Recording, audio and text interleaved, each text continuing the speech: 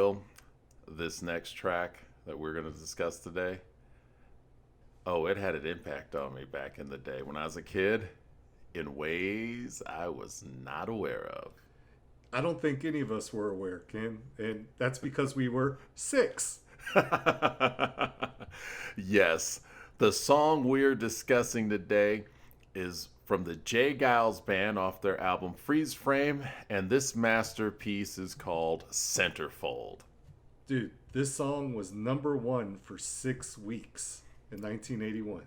Man, this song was when the stars align up, lightning strikes, everything that you could imagine, the winning lottery ticket, they knocked it out the park with this one. And what's funny is they'd been recording. The Geils Band had been recording for over a decade by this point. They were a blues band. Yeah, yep. And they said, you know what? We're tired of being a blues band, not getting paid. Because they had tried to become more commercialized earlier. They just didn't have the huge hit breakout.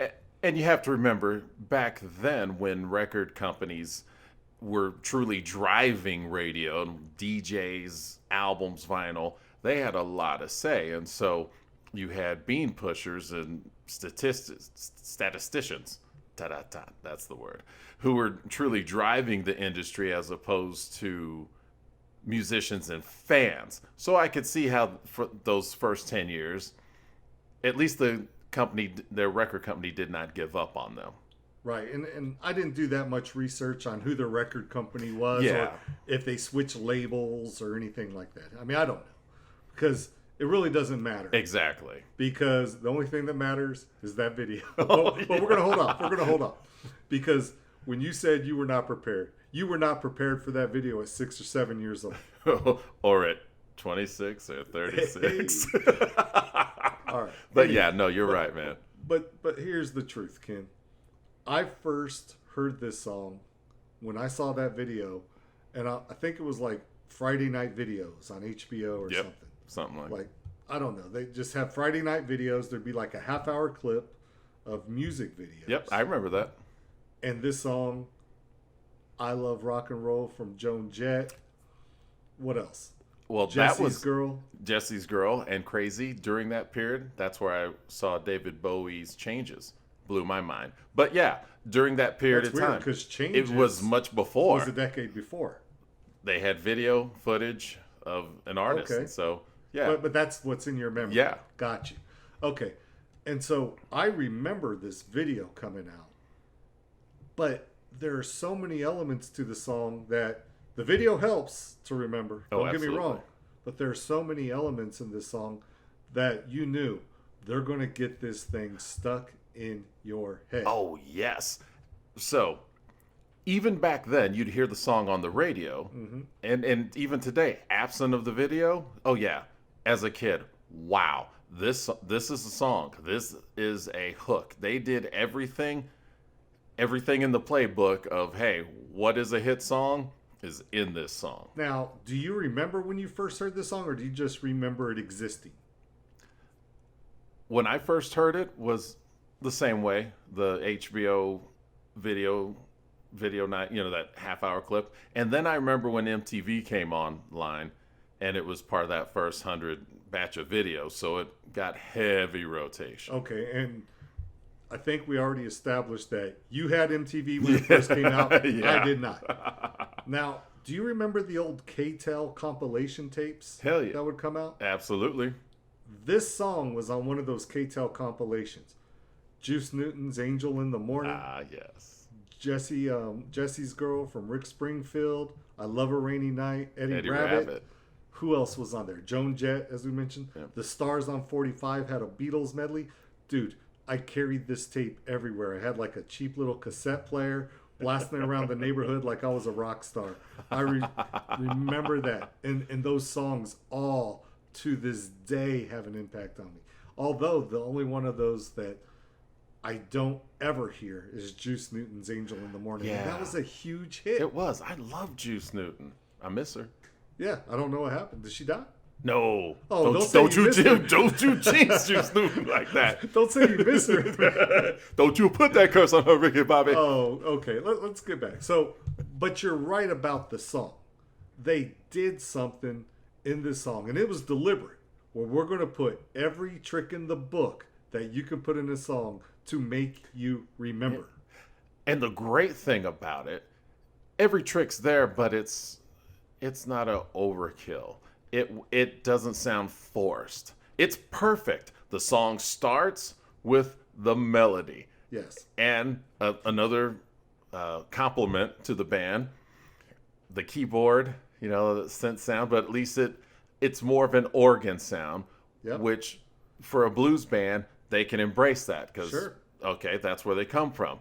So you have that organ patch on the synth, which introduces the melody, that hook, if you will, and it's the same one that the people are chanting throughout, and the way it's built off of thirds, and it's based off of a major scale. So everything that's going to grab you in a melody and a hook is right there. And then they put on the little, what I call the cherries on top, the hand claps. Yep. Right? Then you have the crowd noise before the drum break. Oh, absolutely. Because you have to remember, music before it was on vinyl, before you had people doing like we're doing right now, it was done around fires, as tribes, as people. So everything you've just named, that's what we were doing. We were clapping, we were stomping, we were chanting, na, na, na, na, na, na.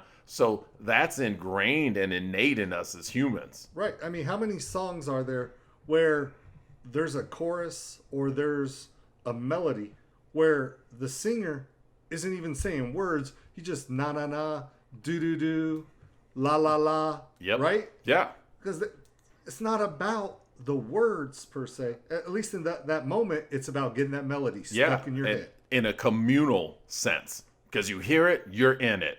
You can't hear it and not join it. And they already know this 3-minute and 30-second pop song.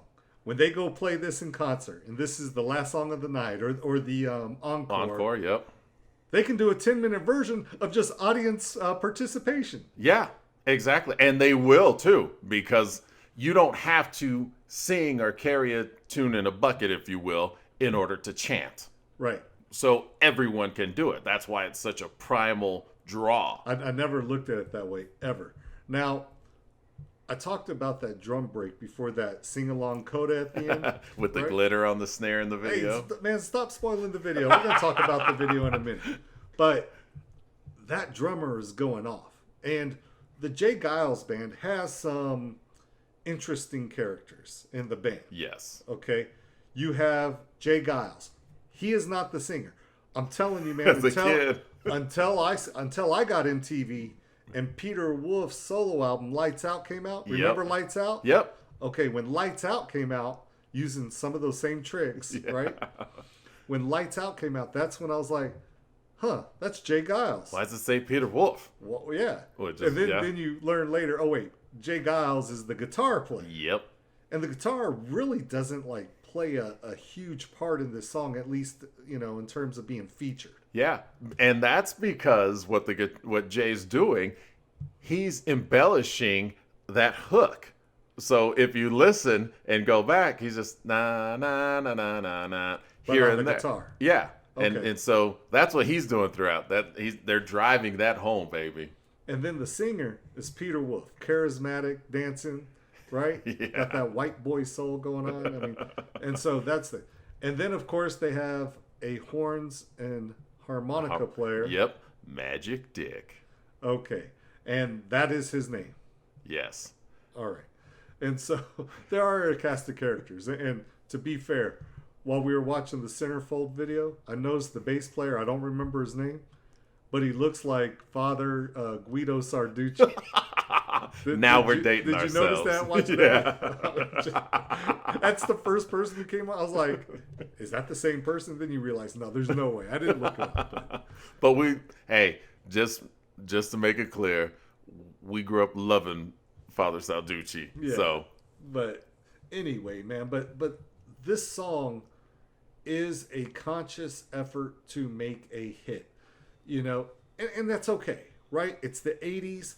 they're not the only ones changing their sound to become more commercial. Yeah. And everybody's doing it in the 80s. And it worked out for them. This was, in the fact that they were a blues band for 10 years. They were struggling. Now, whether they did say, all right, we're not leaving to write a hit, or just from working on their craft, the antidotes of what makes a hit came together, and they said, all right, we're going to present this one. And where it came into favor for them, regardless what anyone believes, this is a fact. Them having this song and a video at the start of the music video revolution, out the park. Oh, by far their most popular song ever. I mean, they have some hits. Yeah. I Do. Freeze Frame was a hit. Love Stinks. Oh, Freeze yeah, Frame. Love Stinks. Okay, so they had hits. That's not my point. What we find, though, and they're not the only one, you get this massive success. You start selling out all over the country, right? Yeah. But it's almost like you sold your soul to do it, and then a few years later, they're no more. They're out. Peter Wolf goes solo, Yeah. And then kind of like another 80s band. Van Halen says, look, we're this heavy metal hard rock band from California. Yeah. Oh, Eddie has a synthesizer fetish he wants to embrace. And we're going to have one of the biggest albums of the 80s, 1984. Yep. It's too overwhelming. Everything gets to their heads. And shortly after, it's Van Hagar. There's a cost to success and to chasing that commercial gold, so to speak. Do you agree with that or disagree? No, I give you that, especially then. Or as we saw it play out in the 80s growing up. Yeah, absolutely. It was definitely evident.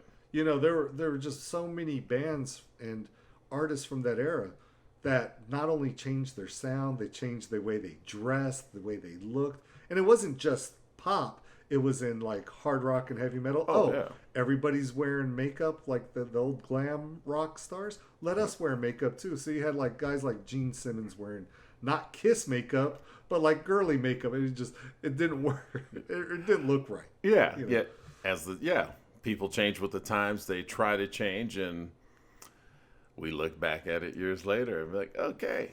I just thought that was an interesting twist to, you have that huge hit, and then shortly after, the band's gone. This band that had gone up and down the road singing that white boy blues, no more. Because Peter Wolf wants to be a solo act with his lights out.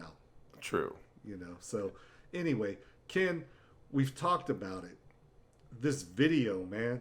This video. We talked about MTV. We've talked about Friday night videos.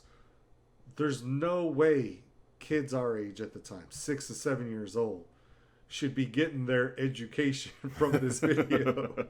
I mean, honestly, this is truth. This may be the earliest instance that I knew I was attracted to girls or women. This or Princess Leia, one or the other. Yeah. Okay, had to have been, where I just like, oh, I like her. I don't know how I like her. I just know I like her in a different way. It's like, oh, I can't look away. I'm not going to look away. Exactly. Yeah. Well, think about what they're doing. So first you have Peter Wolf dancing, with his striped shirt, has that little soul strut going on. But then you have girls dancing in bras and skirts, right? Like girls in bras, man. Yeah. Then you have, they're in soft fuzzy sweaters, just like the lyrics. When the lyrics say soft fuzzy sweaters, right? They're dancing in soft fuzzy sweaters. Then when Peter Wolf says negligee was really just too much, they're in negligee. And then later on, they're in like pseudo cheerleader outfits. Yeah, and but in their underwear, Yeah. And then at the end of the video, these girls are doing flips and splits and hopping around the hallway. And I'm just thinking to myself, as an adult, man, my kids are not watching this at 6 and 7 years old.